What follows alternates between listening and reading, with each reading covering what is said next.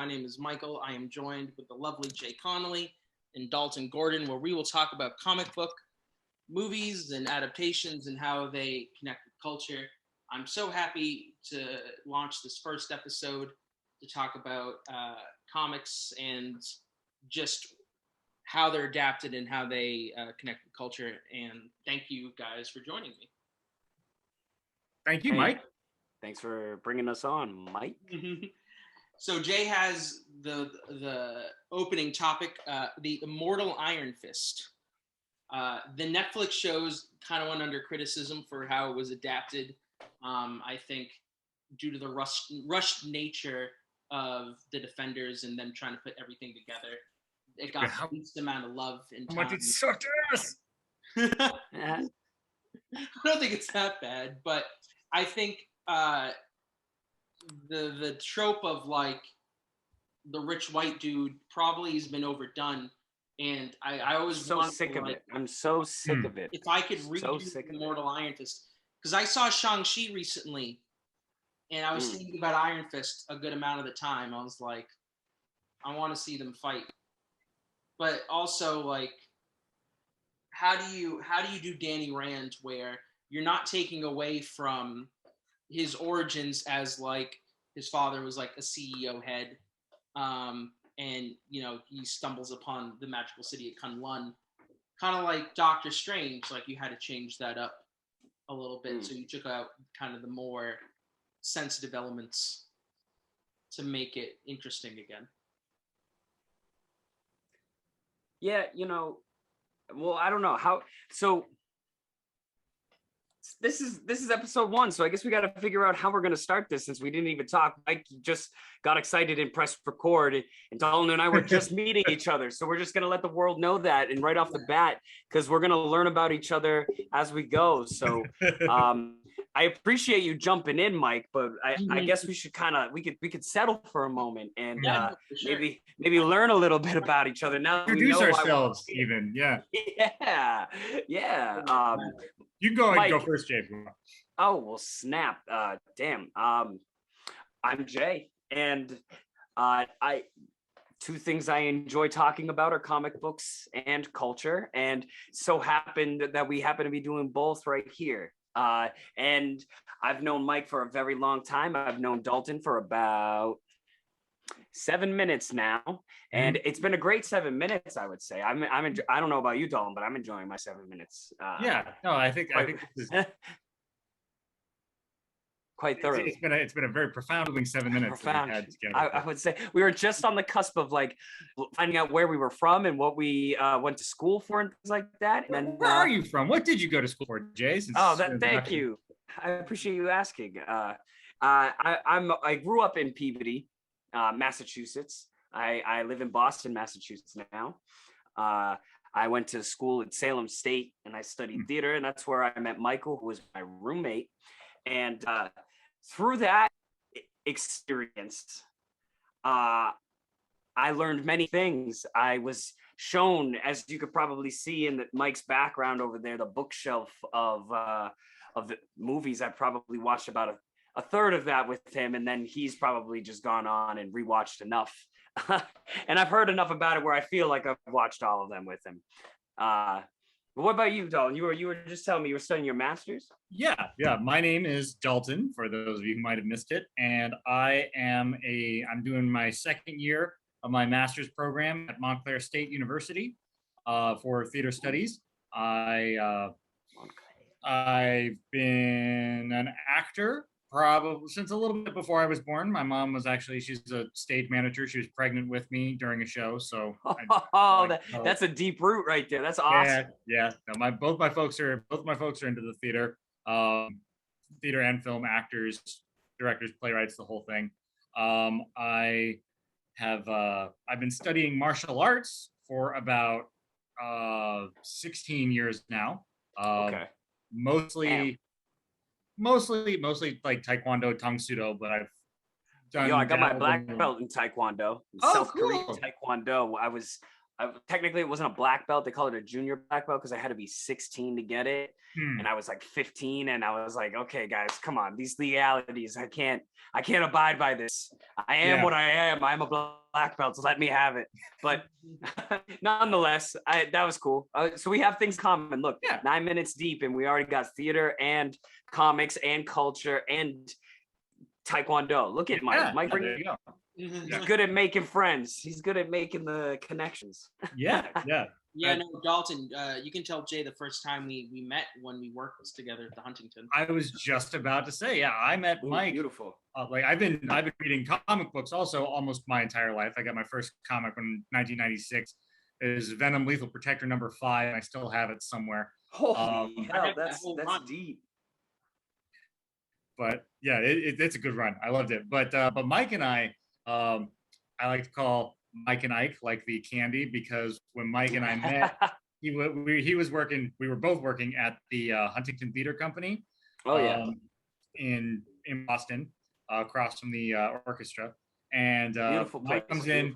He's a new hire. He's new trainee, and I'm showing him around. I'm showing him the kitchen and the storage area and the coat check and all the things that we do there. And we had an alley out behind the Huntington Theater Company. And whenever I took new kids out to the alley, I'd be like, and this is the alley where Bruce Wayne's parents were murdered, because it had it's got the classic cast iron fire escapes, and it's got the old style aluminum trash cans. And there's always at least one rat kind of scurrying in the background.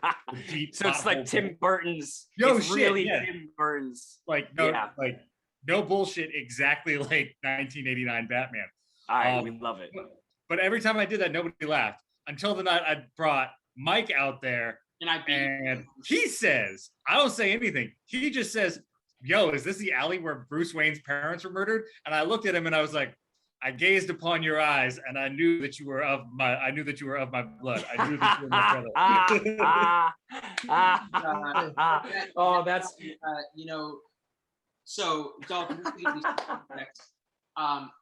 I one time sat Jay down to watch a movie called Only God Forgives, and I've never heard, because God will only forgive him for making me watch that movie. I sure won't. I sure won't, because what the hell is that about, bro? Ryan Gosling, explain yourself. I want to know. The equivalent to me showing you that is Dalton would be behind the bar setting things up, and I would have my phone, and I'd start doing scenes from the prequels, from the Star Wars prequels, the Roman. Stop it! No.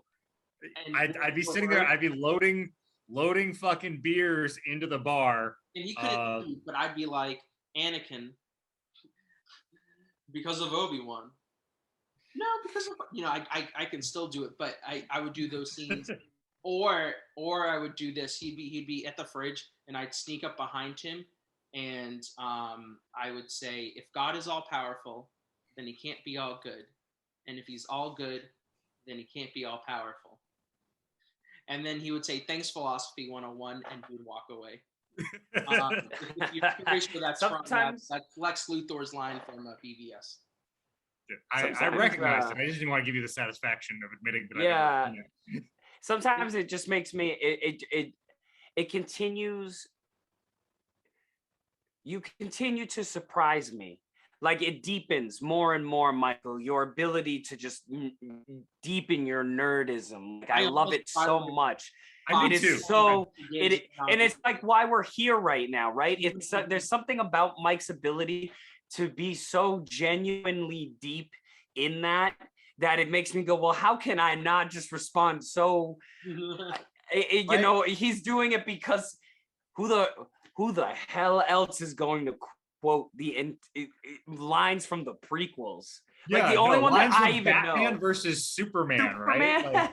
The only even line I know from the prequel is what was it?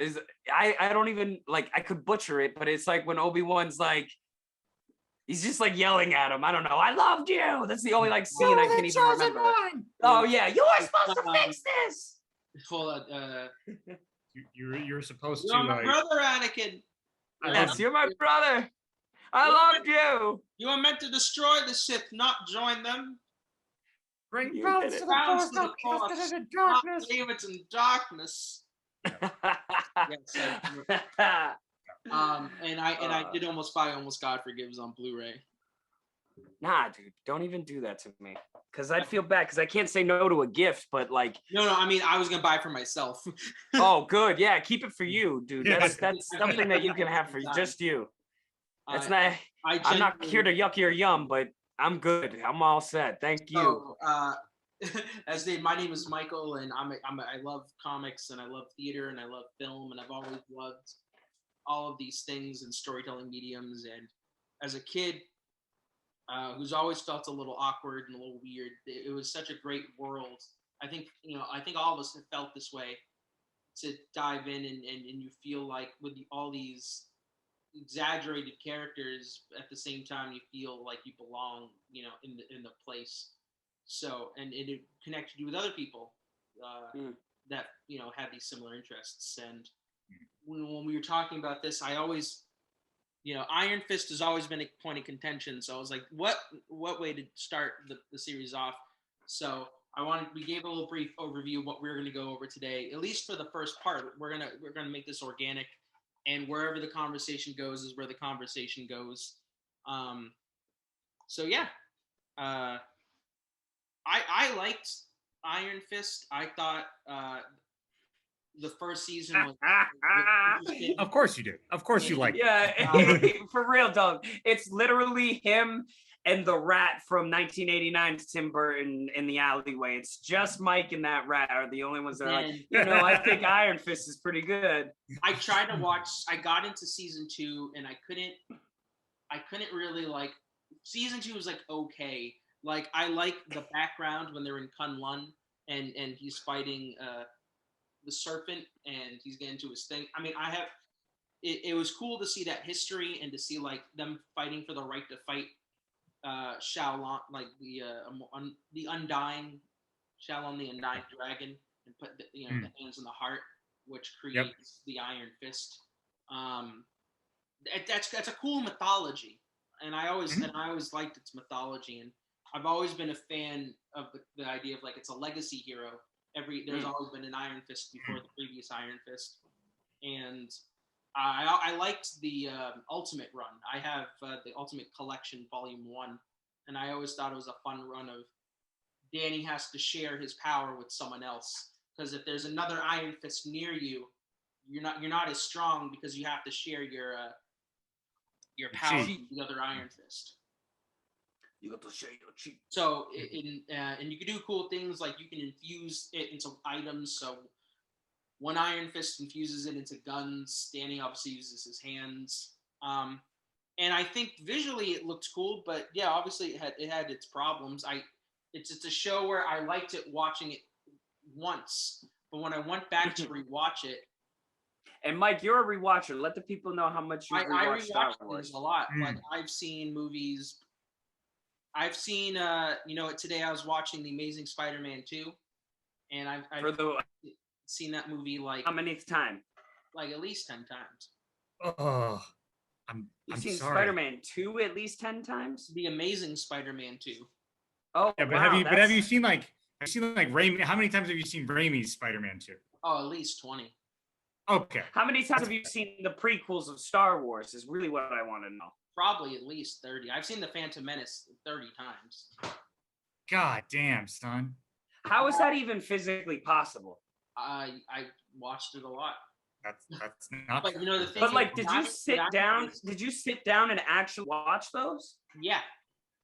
Like physically, you sat there like this. But the Blu-ray in it, and I was just like, no, more like this. For the folks at home, Mike is now making lightsaber gestures, and I thought he was making a cocktail for a second. I was like, is it partying up? And then I realized, no, it's the lightsaber. It's the lightsaber. But with anyway, Danny Rand. I couldn't finish rewatching it a second or third time. Like I couldn't even finish rewatching it a second time. Right. Like I found myself skipping around episodes, and I found my favorite version of the character wasn't in his show. It was in Defenders? Cage season 2. Oh, Luke Cage. And at that point, where he was like trying to kind of be funny a little bit and like. Yeah, when he's on the perch and like there's power and stillness, Luke. And I found like, okay, the Chi Master is coming out now that he's like confident in his role as the Iron Fist. And I thought that was better, and I thought we got robbed of a great Heroes for Hire series. But also just off topic to embarrass myself, in the beginning of Iron Fist season 1, the So Fresh and So Clean, I didn't know that was an Outkast song until like I looked it up. All right, I gotta leave. I can't do this anymore. I can't be here.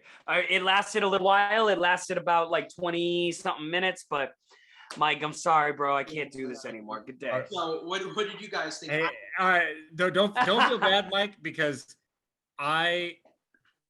it's been so long since I've actually seen Iron Fist, and I really wanted to go back and rewatch it to do this podcast because I knew we were going to talk about it, but I couldn't do it. I couldn't go back. I was like, I can't. You know, it's I could not re-traumatize myself. So I forgot that song was even fucking in there.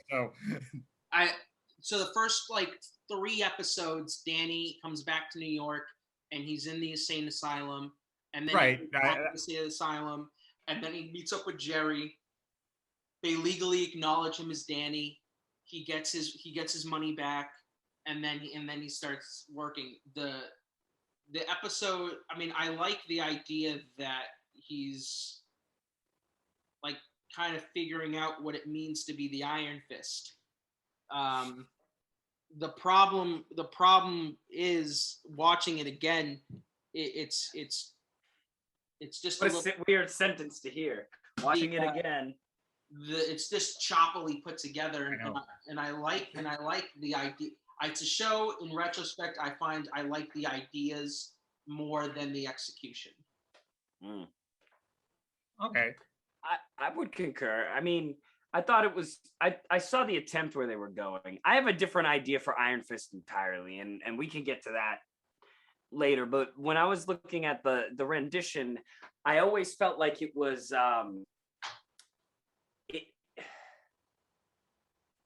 The Netflix made me feel like it was trying really hard not to be a spoof, and it knew it was kind of being like. I felt like it wasn't taking it seriously. Whereas, like, I felt like they took Jessica Jones seriously, they took Luke Cage seriously, and they took Daredevil very seriously. So when I was expecting like another martial arts themed, I was expecting real fight scenes. I was expecting a lot of that stuff, and they never showed. Yeah, I was expecting I think we were all expecting like Daredevil on steroids, right? Like, yeah, because he's a fighter with the power to chi, and like sorry, no, I just wanted to be it's cool. It's cool to have him learning who he is, but for 3 seasons until the Defenders comes, and then we see a glowing fist to Wu-Tang Clan's Protect Your Neck. That was the coolest part of his entire existence in that show, in my perspective. Go ahead, Dalton. Yeah, no, I'm with you there, man. Like, I think it can be interesting to watch him like figure out who he is as the Iron Fist, but I think that the biggest part of that figuring out should take place before he has to fight an actual fucking dragon to get his powers, right? Like, you plunge your fists into the heart of a dragon to become the Iron Fist.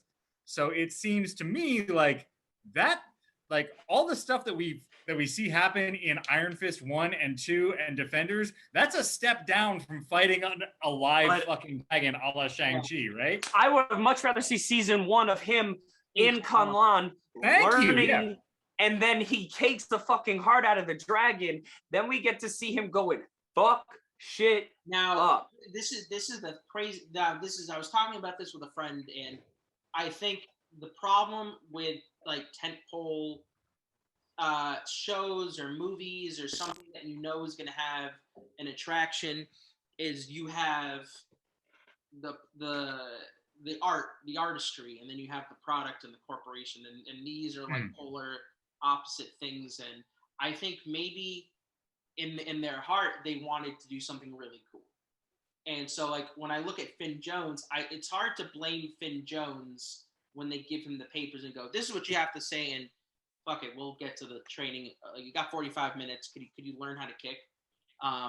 You can only do so much with the material you're given.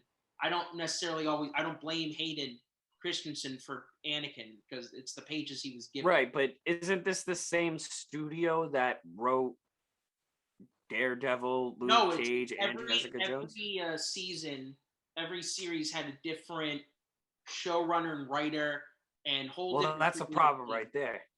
And so wait, hold on, clarify that for me. Do you mean within like the group of the Defenders, each character had their own team, and then exactly. I see. Okay. So Daredevil had, for the first season, Drew Goddard did season 1. But I'm saying this still the studio though. It was still like the same hiring people. They hire people, but ultimately they don't write it. The showrunner gets his writers and directors, and they oversee the overall vision. So for Daredevil, you had your showrunner. For Luke Cage, you had Guillermo Navarro and a lot of other guys do that. For Jessica Jones, you had very distinct voices showrun. And Jeff, I don't know if you know Jeff Loeb is. Dalton.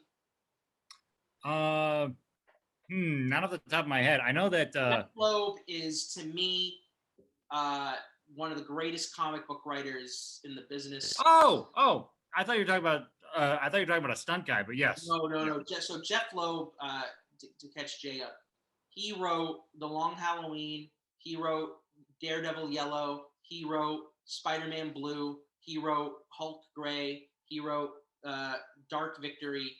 He is an amazing writer and comic book. This person does. So he was like an executive producer over all of it and was like, okay, this is how this will flow into Defenders and this and that. But each show got to that point on their own. So I think the problem is, okay, the Defenders thing is already set. This is when we're going to do this, because Iron Fist went right into Defenders in terms of filming. So you want to do all these cool things. It's kind of like how you never saw Shao Lao. You only saw his red eyes.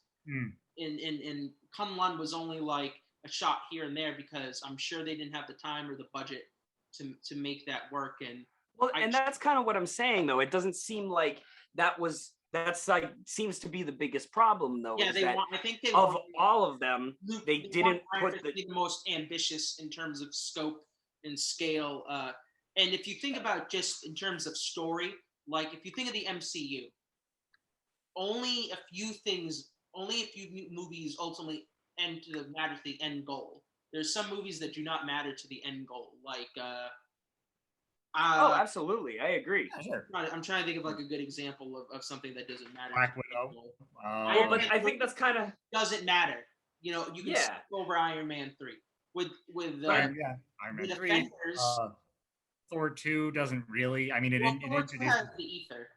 Yeah, but I mean, it's it doesn't really. It shows us, oh yes, this is a thing, but that's about all. It introduces the Collector. Yeah, though. Also, to get steamrolled by Thanos in Infinity War. But so for me, like with the Defenders, it's Iron Fist, Daredevil. Really, only matter to are the only two seasons that matter in terms of Defenders. Jessica and Luke didn't really like. They were just their own thing, and then they occasionally stumbled their way in. I gotta say, that's kind of. Oh, go ahead, Dom. I was just I gotta say too about like in terms of like importance to the overall plot.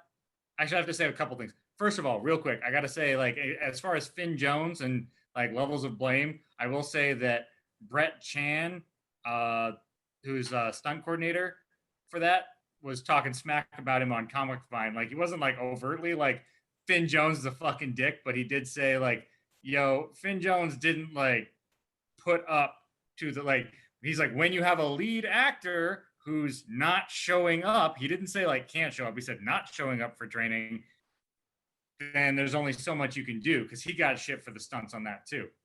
And then he compared him unfavorably to, oh, I forget the actress's name who played Colleen Wing. Oh, I know, Jessica. Oh, she was great. Like, Yeah, yeah, because she can actually like. Colleen. She did She the looks work. like she knows what the fuck she's doing, but she put in the work though, right? I was in it for Colleen at that point.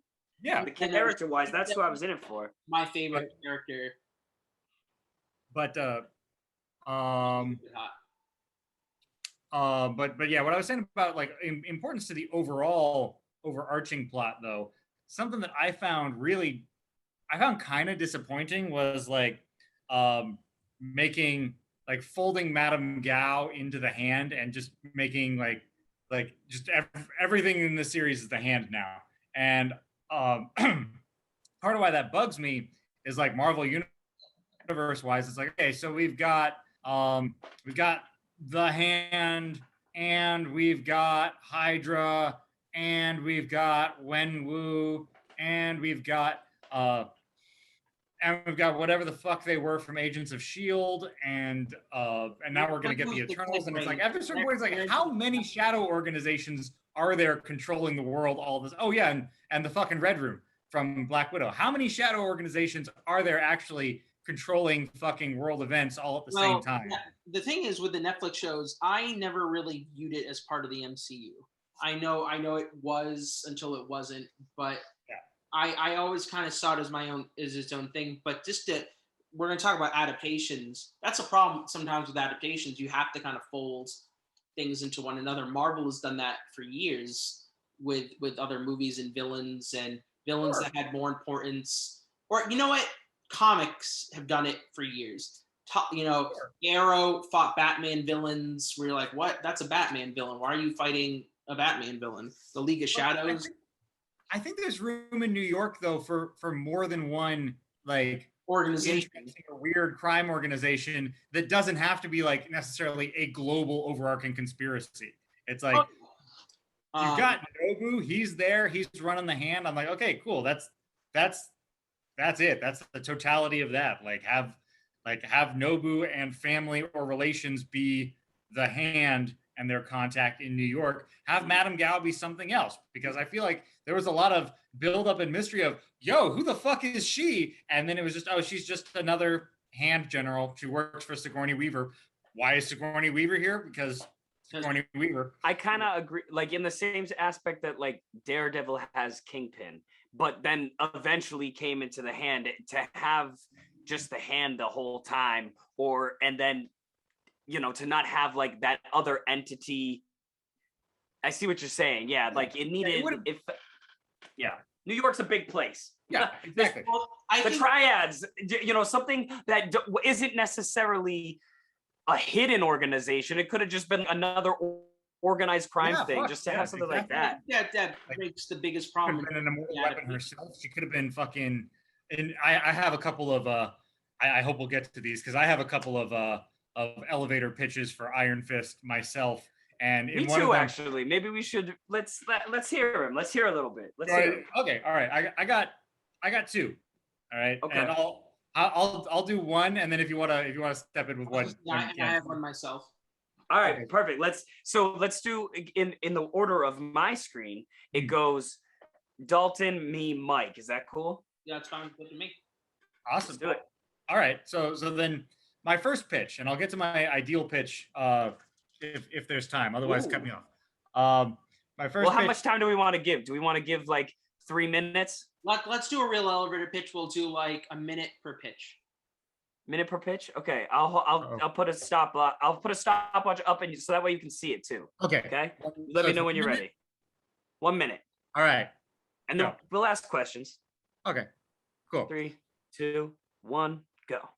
All right. I call this pitch my deal with Mephisto pitch because it's like Mephisto shows up in the middle of the night. He's like, guess what? You get to be Iron Fist, but because Iron Fist has to be a white guy, so you get to play him. But Iron Fist in this has to be rich, has to have dead parents, and it has to take place in New York City and probably tie into Defenders. So the basic story is that Danny is a rebellious teenager who ditches class at his fancy prep school to practice karate in a dojo that's near Chinatown, and his family gets murdered by the mob while Danny's at karate class. When the mob arrives to finish the hit, Danny's friends at the dojo, they all jump in, and there's a big brawl going down, and then suddenly fucking ninjas come in, and they start massacring, and Steel Serpent is there, and Steel Serpent kills Danny's sensei, and he's like, oh no, and then he stabs Danny with a poison knife, but then Danny gets saved by a guy with glowing fucking fists, and then Steel Serpent walks off, and he goes and reports to, like, he gets fought off, and he reports to Madame Gao, and he's like, the Rands are no longer a threat, and Madame Gao is like, okay, well, are you sure? And he's like, yeah, and then, like, fast forward 10 years later. But keep going. Fast forward 10 years later, finish your statement. Danny shows up at the dojo. Colleen, who was his fucking dojo mate, is now running it, and he's looking for answers, and he's looking for revenge, and he has now assumed the mantle of the Iron Fist from his instructor who saved him. For this, so Madame Gao would be the villain. She's not Hand. I'd have her be Bride of Nine Spiders. She'd be a lot different from the comic version, but so she's not like she's not exactly the comic version, but she's pretty close. Danny's dad was at one point in line to be the Iron Fist, which is part of why he gets murdered. Kunlun is a sunken city rather than being it's like Atlantis rather than being up in the Himalayas to avoid like being too much like fucking Shang-Chi's home. And Madame Gao is trying to eliminate all the immortal weapons to clear the way so that nobody's interfering with her fucking plans. And there are 12, one for each animal in the Chinese zodiac. And being an immortal weapon makes you literally immortal. And the only way to gain the powers of an immortal weapon is Highlander style. You kill them, you become the next immortal weapon. Okay. So that's, and those bits, those carry over into my second pitch, but except for Danny's dad having anything to do with being an immortal weapon. Okay. How do we want? Well, I guess questions, comments. Do you want to move on? There's lots of process. You went Zoom, dude. I was gonna give you more time. Either way. Yeah.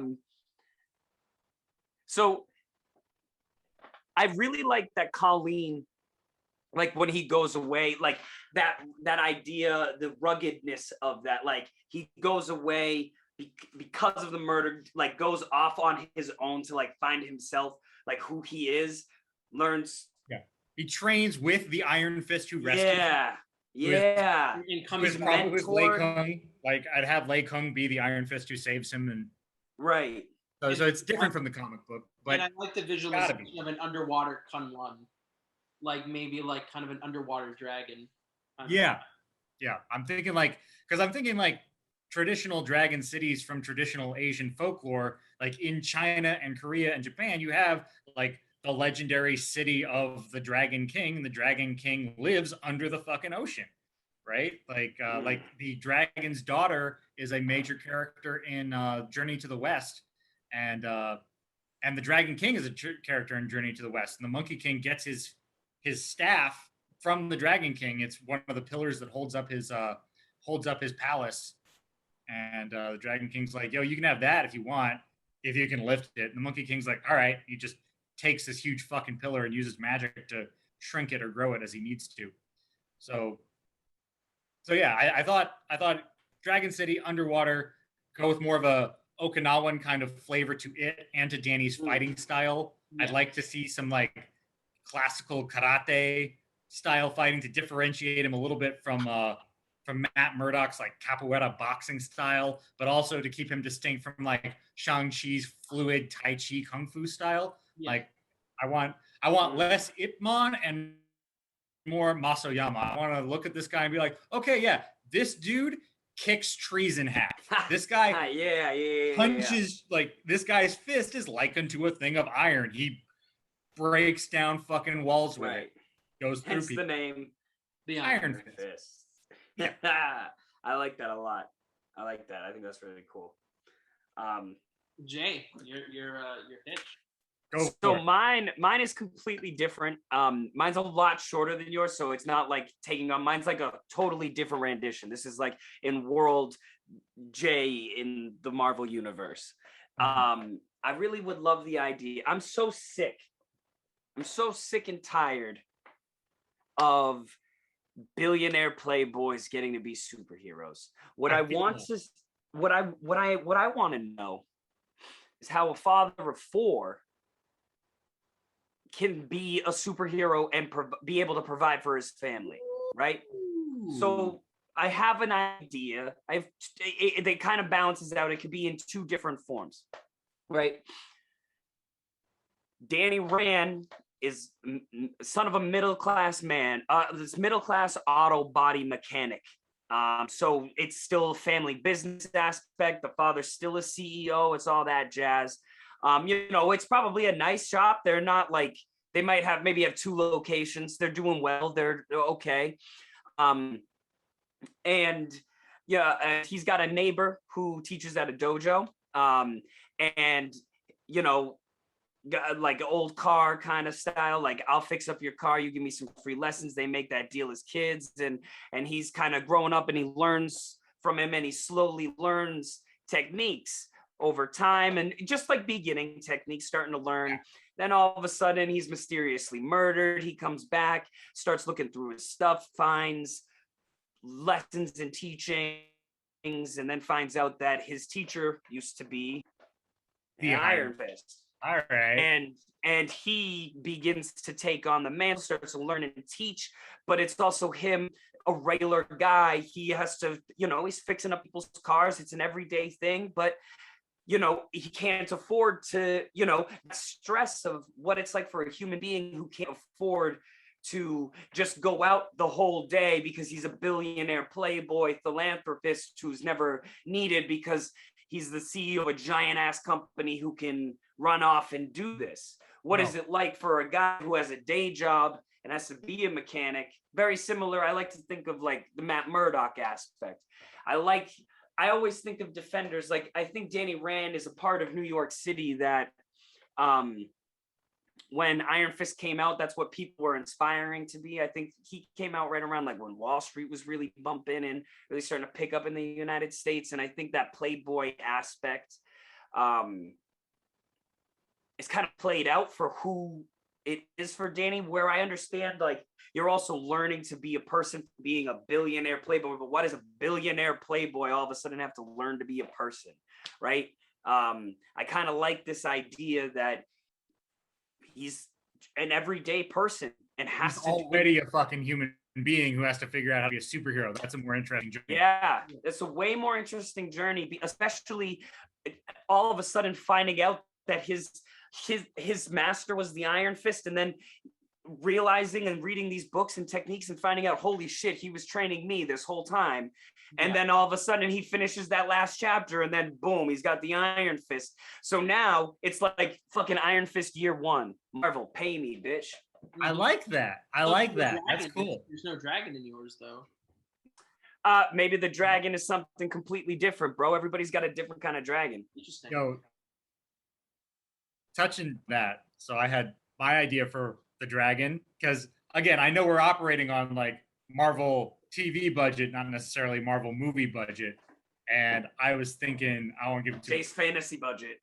So my idea for that, so you start off like whenever you're flashing back to like Danny training with Lei Kung, like he's like, yeah, no, like the power of the Iron Fist is really great, and you have to obtain it by plunging your fists into the heart of the dragon. And Danny's like, oh wow, do you think I'll be ready to do that? And Lei Kung like just puts it off like maybe one day, until finally like Lei Kung's like critically injured in battle or something, and he tells him like, you have to do it, you have to plunge your fist into the heart of the dragon. He's like, what dragon? And then Lei Kung just like tears open his shirt. He's got the dragon tattoo. Oh, that's fucking dope too. Like there's well, that's hardcore as fuck. Like I didn't know where you were going with that, and then for me to have to turn the last page and for him to go like that, fuck out of here. Because then that whole like transfer, that would be so cool to see. Yeah, like, where he see, has like, to literally plunge his hand into his mentor's heart. right. Like, that's the thing. I think we're at a point in comics now, and media with superheroes has changed so much that there is so much opportunity. Like, there's so much opportunity for people to be different things. This multiverse thing, it only makes my brain go, well, if this is over here, then that has to be over here. Yeah. You know what I mean? Your idea reminds me of Ultimate Iron Fist. Did you ever read did you read Iron Fist's appearance in Ultimate Spider-Man? I haven't actually. Maybe I'll check that out. Sorry, you go ahead, Mike. No, Jay, your pitch reminded me of a canceled Batman movie. Instead of Batman being a billionaire, he was an orphan who had no money and found his way to a mechanic shop. And Alfred was Big Al, and he was this big black guy, and he made Batman's suit from like car parts and like mechanic things, and that was gonna be Batman Year One. And instead of Batman being a billionaire, he's gonna be this really he was going to be like a homeless orphan who wasn't that like James Cameron's treatment? No, it was Darren Aronofsky who pitched it. Thank you. They ended up going with Batman. You gotta call this Darren Aronofsky. If this ends up in your office, call me right now. Well, yeah, no. So this was going to be what Batman Begins was, but they chose Batman Begins over it. What the fuck?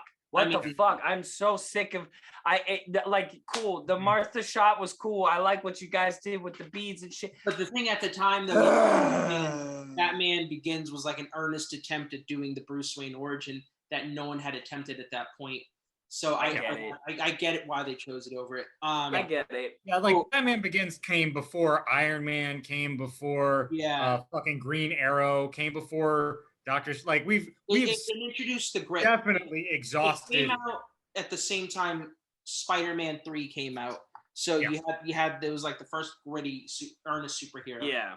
And I get that's just kind of what I'm ready for. I'm ready for real stories with real people that aren't, I kind of think that I would love to see, instead of what the rich did for the people, I want to see what the people are doing for the people. And I think that that's kind of really where the revolution of comics and superheroes come from, is that it's not a billionaire playboy anymore, is that it's like Greta Thunberg, I might have said your name and I'm sorry. I got so excited about thinking about that, but it's like that little girl, if she came out, all of a sudden she's just like, well, I think of Miles Morales. Look at me, like Miles Morales, perfect example, right? That's what people want. They want that. What'd you say? I'm pretty okay. So it's funny. So my pitch is a little different. I have a 3-season pitch for you. So I can do it pretty quickly. My first season for 3 seasons, I'm gonna hold you to 3 minutes for the 3 seasons. Okay. Or do you want me to hit you at 1 minute per season? Okay, great. So the first season, it starts with Danny and Kunlun, and the whole season would take care in Kunlun, and you would get kind of backstory how he got there, and it would end with him standing in front of Shalom the Undying. The difference is my Kunlun is in the heavens, so it's literally like on the clouds in an astral plane, and instead of like a moving dragon, this dragon is pinned to a wall, and it's like a tortured creature that they've like kidnapped and they have there, and the idea is Danny like has to do it, but when he realizes it's wrong, he's forced with the decision like, do I destroy everything? Do I bring this crashing down? And do I take the ideals they taught me, which are good ideals, and go forward? So the first season is him becoming the Iron Fist. The second season is him figuring this out, and does he destroy Kunlun and its legacy? The third season is he gets to New York after everything that happened, and I always loved the crossover things. So he learns about Daredevil, and the idea is like the devil of Hell's Kitchen. And Danny's like, well, this is my home. I'm coming back home. Who is this person who's running amok because they have misinformation about each other? And eventually, like, it leads to a confrontation and them fighting one another. And the idea is like, I liked the Battle of the Cowl for Batman, and I always kind of wanted that for Marvel. So instead of like the Battle of the Cowl, it's like the battle like who kind of holds sway over New York, and it's not a we band together to fight a battle for New York. It's more of they like through. There's a great line in The Matrix. You truly know someone when you fight them, and they truly get to know one another, and they get to learn that their intentions are pure, but they're finally like figuring it out, through combat and really getting to meet one another. So that's my 3-season pitch. Damn, Mike, that was 2 minutes, bro. I gotta say, I'm impressed. I'm also impressed, and I was worried there for a moment because I thought you were going to tell me that they fight at first, but then they start working together when they realize that both of their mothers were named Martha. When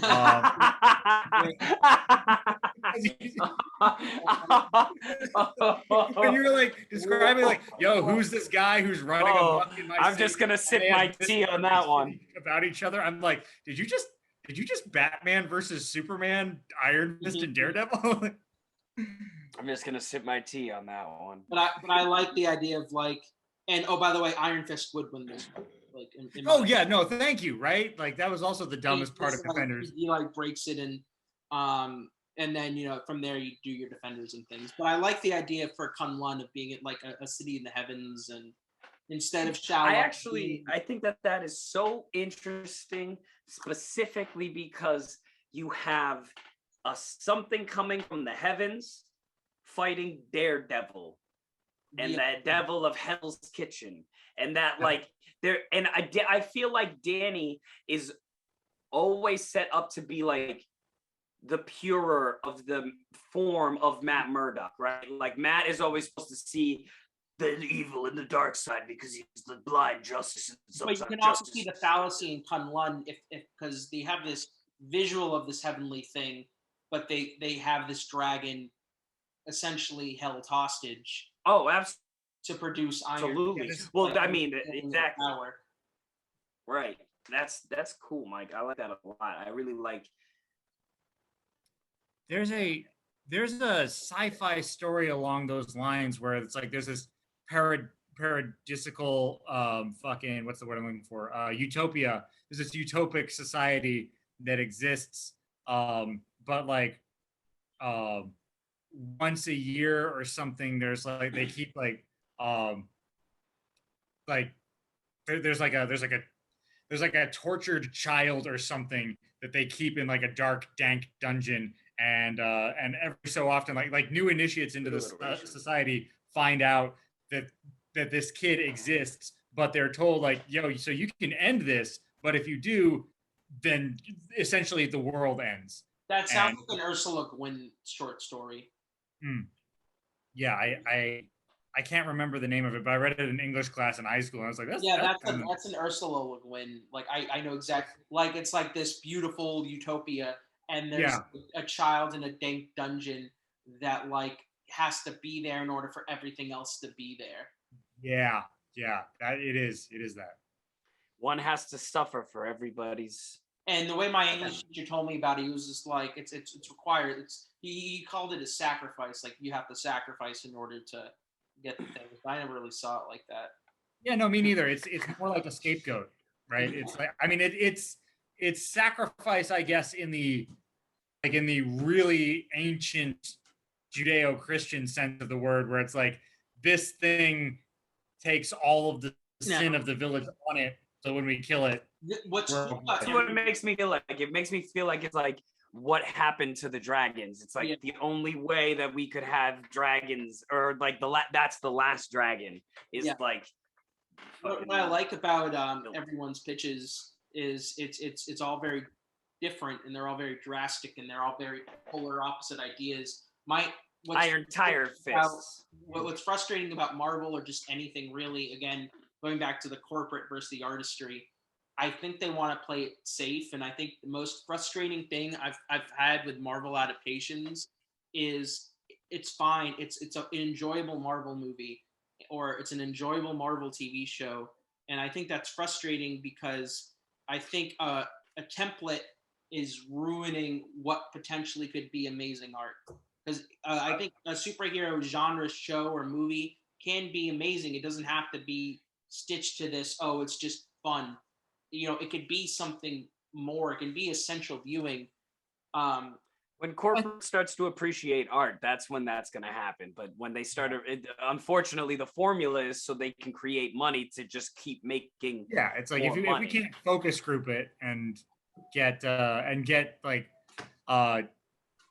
tweens between the ages, like tweens and like men between under the age of 25 to sign off on it. And be like, oh, fuck, cool. I got the spiciest of takes. I liked Spider-Man 3 more than I liked Shang-Chi. I liked something with spiky edges, with rough spots that, hold on, hear me out, that ultimately had a director's point of view rather than a template formed where it's just like, you're whether you Mike, just stop. Stop. Because when you start rambling like that, you know that you've backed yourself into a corner and you just keep trying to dig until we get so tired of hearing you ramble. Shut up, Mike. My point is this. Shut the hell up. Okay, all right. I'm going to mute you if you don't shut up. Sir? Mom, Dad, we all love each other. It's okay. All right. Yeah, hold up. But I'd rather a director's vision than a corporate product. That's my... But I see that, but the weakness, I think, of Spider-Man 3, I mean, I know we're a little off base here. I think the weakness of Spider-Man 3 is that was when the corporate structure really started to insert itself, right? Because the corporate structure was like, yo, you need to put Venom in this because everybody fucking wants Venom. You need to wrap up this Goblin subplot. And Raimi's like, but I want to do a sad movie about Sandman. And for me, really, the Sandman plot is actually kind of it's not the least interesting. The Venom plot, they managed to make the Venom plot the least interesting in Spider-Man 3. I think but I think if he'd stuck with Sandman and Goblin, I think there is a really nice film in there. Yeah. I think it's the demanding that we have to have Eddie Brock and Gwen Stacy and like Venom in this movie that really fucking ruined it. I think even all those things feel distinctly Sam Raimi is what I'm trying to say. Even listen, fellas, maybe we could talk about Spider-Man 3 next week. Let's wrap the fuck up on Iron Fist. To bring it back to this, my point is my problem is I wish the studio, instead of making cookie cutter things, I wish they took risks on like the Kunlun under the sea or the hero that wants to be, right. But that's why I think comic books still exist. Sorry, Mike, I don't mean to talk over you, but you hype me up because I think that's why comic books still exist, though, is that because you don't feel that way about comics. When you read a comic, you can feel that the artist put their heart and soul into it and the writer put their time into it. I mean, the ones that you want to put into, that's the right ones to put in time into. Right? And this is this is why comics works and why it doesn't work with movies. With comics, you have a million iterations with a million different writers and a million different artists, and every iteration of Spider-Man is different from the last iteration because it's a different take. With Marvel movies or just comic book movies in general, they're so obsessed with a shared universe and everything having to be together. It's not an individual interpretation for everything. It's an overseer's interpretation for a universe, right? Not for. But that's also what's going to happen with a movie versus a comic book. A comic book is easier to make for a specific genre of people than a blockbuster film. Sorry, Don, I didn't mean to cut you off, bro. No worries. I was gonna say all of this is kind of why I called my first pitch my Mephisto pitch, because I was assuming second one. Kevin Feige. Mephisto is he must be white, he must be rich, or at least born rich. I'd have him blow up his company at the beginning of it, but still. We should wrap it up with your second one. That's my hotter take. Thank you. My hotter take is so Daniel Rand is a half Okinawan kid growing up on a Navy base in Okinawa. He and his mom are out for a chopper ride when the chopper crashes, and that's how he gets to Kunlun. I like So- that. I like that a lot. So his dad. So here's what this changes: is his dad doesn't die because dead parents are a cop out. And after training in Kunlun, and I'd keep the same thing. Like I'm really attached to my image of him like having to kill his mentor to gain his powers.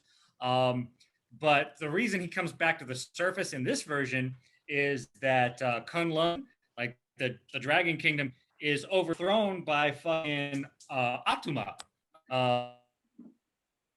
So Namor Stinger there, right? Like Atuma's people have been driven out of like the fucking Atlantean regions and looking to conquer other undersea kingdoms. And so Danny comes back to fucking Okinawa to warn everybody, like, yo, these fucking undersea monsters are coming to kill people. And he has to spend the entire season convincing his dad that he's really Danny and that these things are really real and really coming back to kill people. And then the tension, like the division between two worlds, isn't just like he's from Kunlun, like he's a monk from Kunlun and he's a privileged kid. It's he's biracial. He's bicultural already, Okinawan and Japanese, and now he has this third place where he grew up and he trained and he lived in like this in this ancient lifestyle that's kind of been evaporated. And I'd have I'd give the ocean dudes, like Atuma's people, I give them the ability to like turn invisible. So it'd be like one of those where like he has like a crazy fucking fight scene in an office or like a police station or something with them, and then like when somebody comes back in to check on him, like they all just like vanish, and he's just standing there in the middle of a bunch of broken shit, and they're like, "Why did you wreck all this shit?" And he's like, "Oh fuck!" So you get like, that's really cool, man. Yeah, and then and then season 2 in either season, I think would be it'd be about an immortal weapon, a tournament of immortal weapons. Like I'm a sucker for tournament arcs, so I'd get just like all the fucking immortal weapons like getting together to fight. Like there was I think there was an Immortal Weapons limited series not too long ago that had like a similar premise, but they very quickly ditched the tournament arc of it. Like Iron Fist like loses in the first round, and then the rest of it is like a whodunit mystery. No, give me the tournament arc. Like I know I'm such weeb trash, but I love watching like fucking like the Cell games, the Tournament of Power, like Dragon Ball shit, like that. Yes. When you charge up for 3 episodes and you're just like, is he gonna charge all the way up? Where you have people sitting on the sidelines with their arms crossed, like, oh my god, is he going to use that technique? Like, I love the shit out of that. Oh my god, yeah.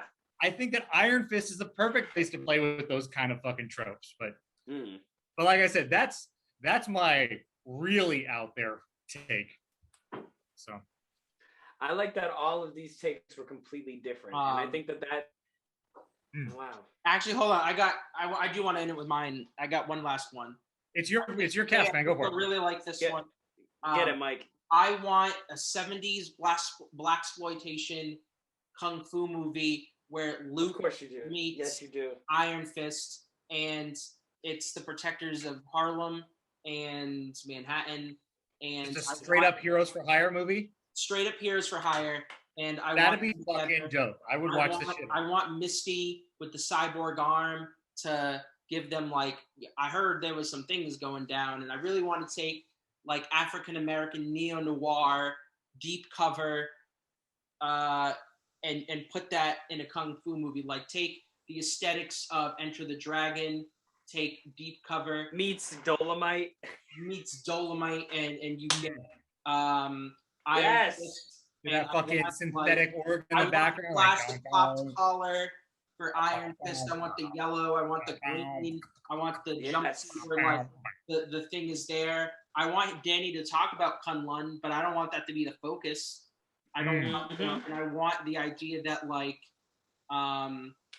Danny was also from like the streets, and I like the idea that Danny isn't this millionaire, but Danny was someone who was poor and lived in Japan and found his way to Kunlun, and then because of his tenacity, they trained him, and he got it, and then he came back, and then he was just like, then he like found his way to America for better opportunities, and he meets Luke, and they like bond over their mutual experiences, and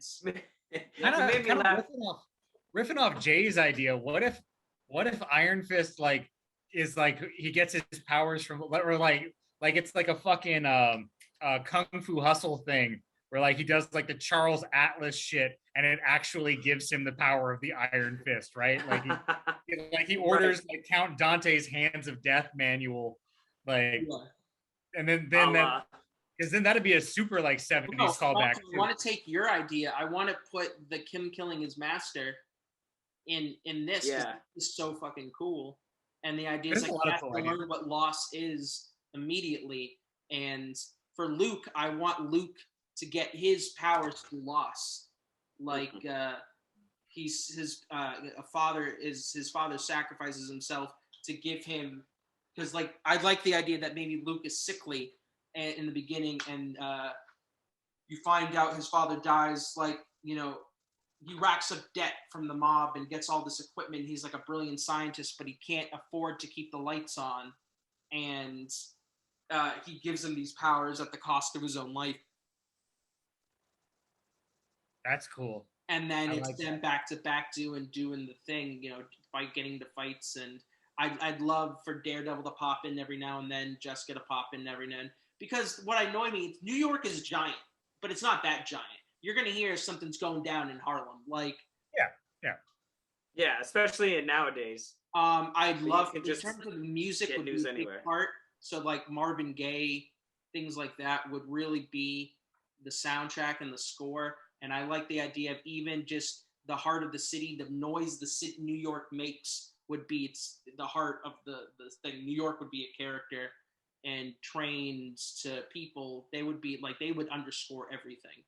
You know, if you did this as like a movie instead of as like a fucking series, you could even have like the moment where like Luke Cage and Misty are like about to get it on, and like it's about to like dip into X-rated territory, and then suddenly like the film just like goes grainy and like burns out, and you hear just like everybody, oh, man, come on!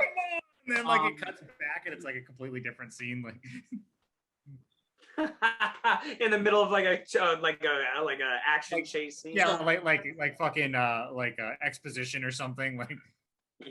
So for me, and then she said a scene where they're in this club and they're trying to figure out like a drug supplier, and Danny's not the violent one, so he's off like just drinking. He's trying to stay calm, and Luke's just like gets into it with like the owner, and they're starting to fight, and he just goes like, Danny, and Danny's just like, fine, and then jumps in and then just like backhands both of them, and like he can do like the double fist, so he doesn't have to worry about just having one glowing fist.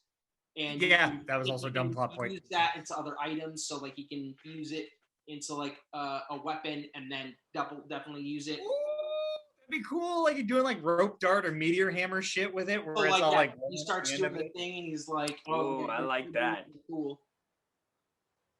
I like that. We should get together and write some fucking kung fu movies, guys. Yeah, I guess at this point, it seems like that's a common interest that we should probably step into a little bit. Well, I'd like to thank everyone who tuned in to watch us talk about comic movies and adaptations and culture. I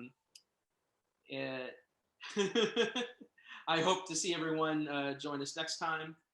This was an awesome first episode. We're going to keep this going and do some more fun things. Like and subscribe, and find us on whatever streaming profiles Mike's able to market this on once that happens. Once that gets there. I don't know how to cap off this podcast, but thanks.